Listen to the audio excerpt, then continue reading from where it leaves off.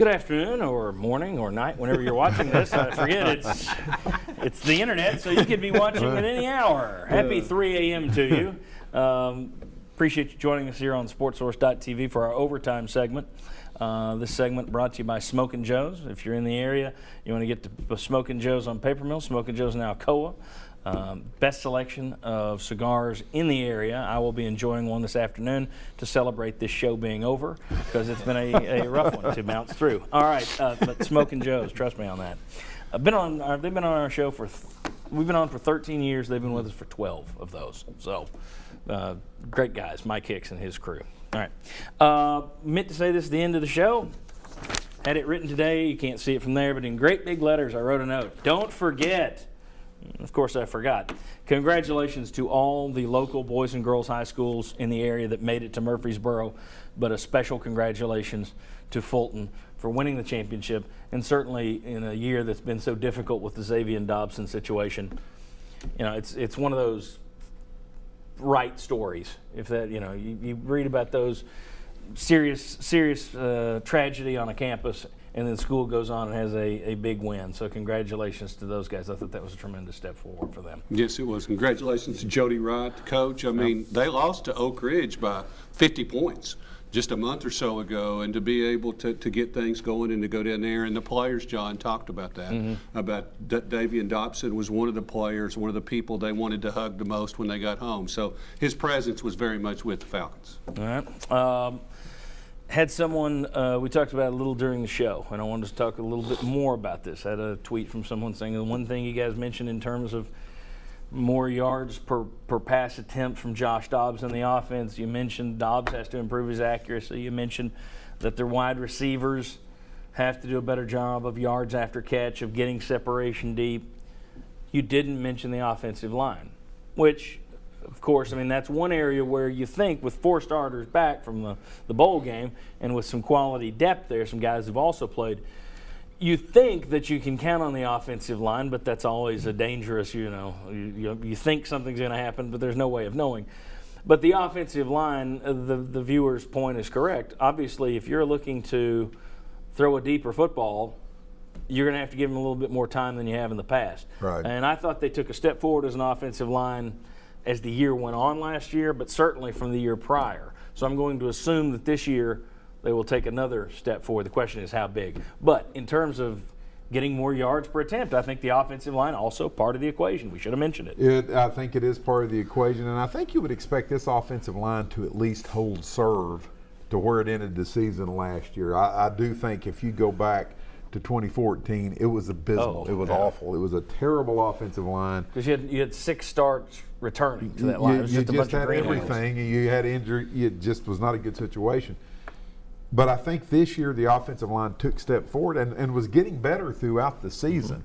So I don't have the concerns. Last year, I think I probably was the one on the show that you should have said, do not mention offensive line again because that's all you talk about. I just don't think it's that big of a concern this year. Every position's a concern, but I just think the offensive line is set to be a decent, if not good, SEC offensive line. Yeah, that shows how far the offensive line has come in the last couple of years, from what we talked about 2 years ago and even before last season to now. Drew Richmond's a guy that you're pulling for, I'd say, this spring and summer. If you're hoping Tennessee's offensive line can be really good, because he has the highest upside, and he's a guy they would love to plug into that left tackle spot and allow everything to keep going. Yeah, and keep him there for the next 3 years at least. And not that the offensive line is a given, but it almost is. I mean, considering who you have coming back, and I don't think we really omitted it. We just were talking about more pressing needs.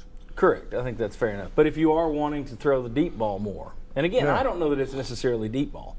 I think it's, as you mentioned, Dobbs, if he were a little bit more accurate, instead of having a guy wait for a pass, turn for a pass, jump for a pass, if he hits him in stride and the guy's able to run, you may turn what was a 4-yard pass into a 14-yard pass. I think there's yards there. You don't have to just drop back and turn into the Al Davis offense of the 60s. And can I say one thing real quick?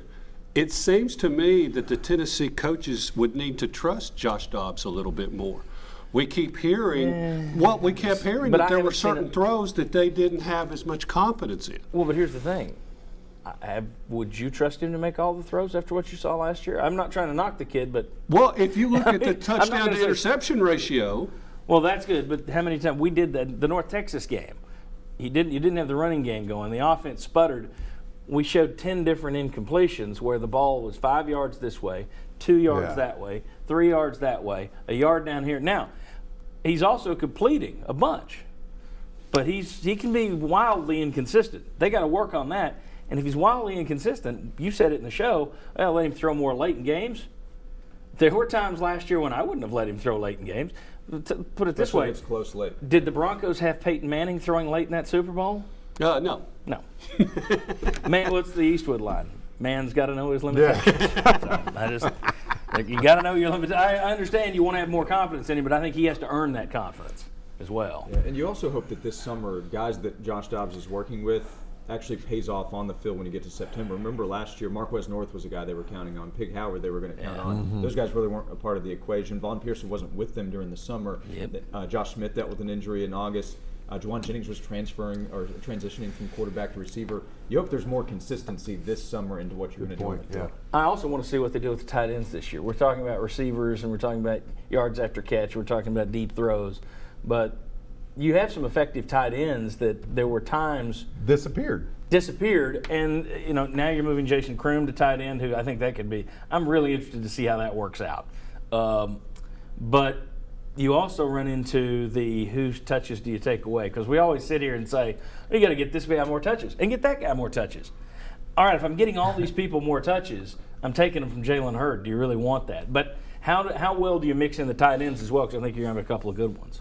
And you're also going to have, I think, Kamara, expect him to be a bigger part of the passing game too. So, so you do have a limited number of plays in the game, and I think Tennessee's coaches and Butch Jones would be happy if none of them had any touches. Jalen Hurd rushes for 250 yards every game, and you win by running the football. The Vince Dooley plan, with Herschel.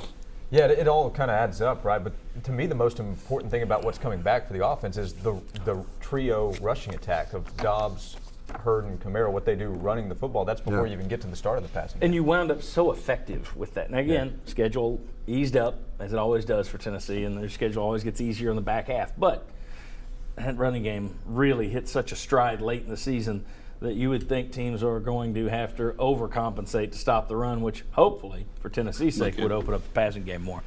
We talked about it a little bit during the show. Bob, you weren't in that segment. Tennessee's hoops program, you watch the NCAA tournament, and I think money plays a role in it. SEC schools don't spend as much on basketball as they do on football. I think that, as Chuck pointed out, and as I had the numbers to back up, football schools tend to be football schools and basketball schools tend to be basketball schools. There are exceptions. There will be, North Carolina, pretty good in football this year. But if you think they're going to be in the top 10 for the next, or the top 25 for the next 10 years straight, I think you're wrong. What do you think? In terms of Tennessee, do you think those are the reasons? You got something else in terms of why Tennessee, with the arena, with the fan support, with the regional recruiting, why Tennessee can't become as good as some other name programs? This is kind of maybe not answering the question correctly. How about a little bit of bad luck? Okay. Because Tennessee, when you have gotten the big name recruit, when you've gone out and he's a McDonald's All-American, he's this All-American, and he comes to Tennessee, how many of those guys have actually panned out for Tennessee? Now, is that coaching? Have they came at a time when the coaching just wasn't that well? For whatever reason, though, and I'm not going to go through and run the list of names, but they've had some big recruits, and they get here and they just haven't met up to expectations. Everybody says when these guys come, well, he want it done. No, 4 years later, people want them done. Well, I mean, Scotty Hobson was a guy that came in with a huge amount of hype. Yeah. And I think a lot of people expected a Kentucky-like performance, although the Kentucky guys didn't give Kentucky-like performances this year in a lot of cases. But he wasn't that kind of a transformative player. Tobias Harris was a one and done. He was a good player. I didn't ever watch Tobias Harris and think, my gosh, look at him just dominate the field. Very good player, one and done. Earned it, doing good in the pros, doing well in the pros too. But one part of a disastrous season. Yes. One player, to Bob's point, that I thought of was Duke Cruz. We had a coach on the show say he thought Duke Cruz was going to be a two-time Player of the Year in the SEC, and it wasn't anywhere close to that. I mean, you have his name some Charles of those. Hathaway. Big post player that Yeah. came in was probably one of the highest recruited players, most recruited players Tennessee ever had. Yeah, he was one of the first kids that was tagged Baby Shaq right after Shaquille O'Neal, which kiss of death for everyone. No. Come to think of it, I don't know of any of those baby Shaqs that grew into be Shaqs. They all just got Well, hammered more because they happened were on the big. football field because you got a lot of Shaqs playing in the NFL right now. But I think, and once again, it's not just bad luck, but it has been a little bit of that here and there. Here's the thing that I find interesting, though. And again, if we can get a shot of this, Nick Mooneyhan filling in as director today. I'm throwing him all over the place. Good job. These are Tennessee's ranked seasons since 1963 when Ray Mears arrived. All right, you've had 17 seasons out of 53 when you finish the year ranked. That's all. And you go back and you even think, the high watermark for Tennessee, those Ernie and Bernie years, man, Ernie and Bernie. You finished 13th, 15th in the nation. You had Ernie and Bernie, and you still couldn't crack the top 10.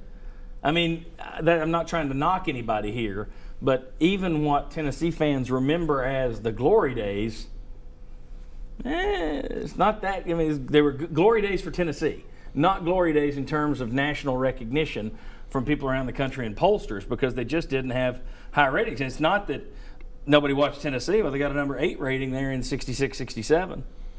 So, and then even the Bruce Pearl glory years.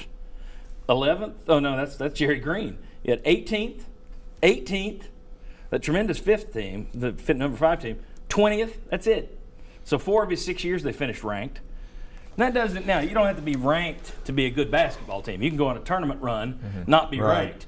But in terms of Tennessee's name brand, to become one of those Syracuse, Kentucky's, Carolina, and Indiana, you do have to consistently finish in the ratings. And Tennessee never has. And it's funny, I don't even follow basketball by the rankings anymore. I look at the RPI.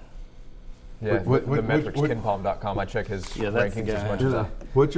Are you going to make the NCAA tournament? If you're going to make the NCAA tournament, in my mind, that's good enough. And maybe that's a flaw, since I'm a native Tennessean, East Tennessean, and a Tennessee fan and a Tennessee alumni. Maybe somebody over at Tennessee thinks like I do. Get in the tournament. Last 64. No, I don't think good that's. enough. I don't think that's a flaw. I think that is the sport. That's why I think you don't even need to play November to February. Just line everybody up, roll a ball out there in March, and it's more entertaining than the previous 5 months. But in terms of that holding the program, I don't know if that's an issue.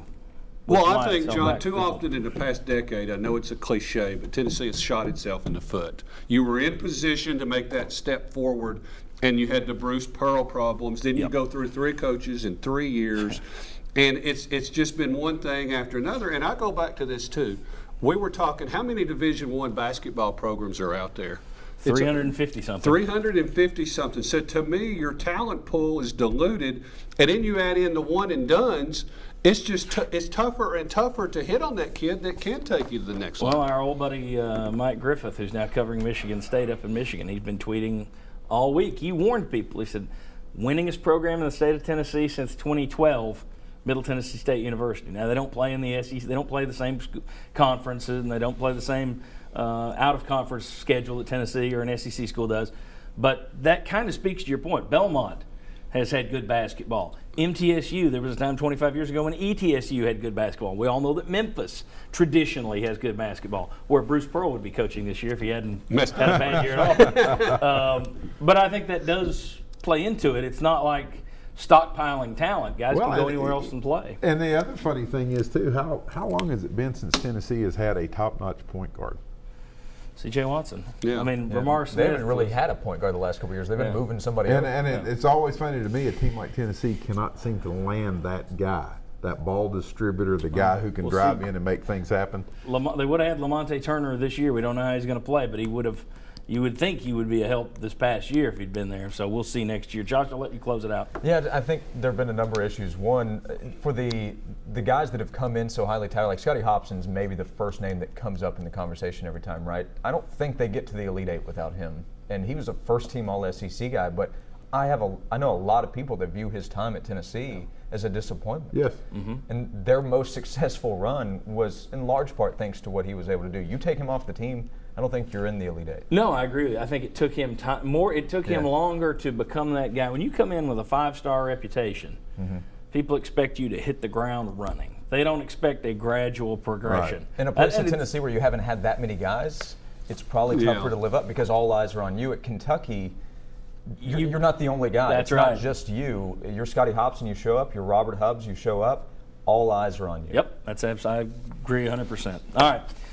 Thanks to Chuck Cavaleris, Josh Ward, Bob Hodge, in case I didn't introduce them earlier. I'm John Pennington. Thanks for joining me. I'll see you next Sunday at 11 a.m. on WATE 6 for the Sports Source.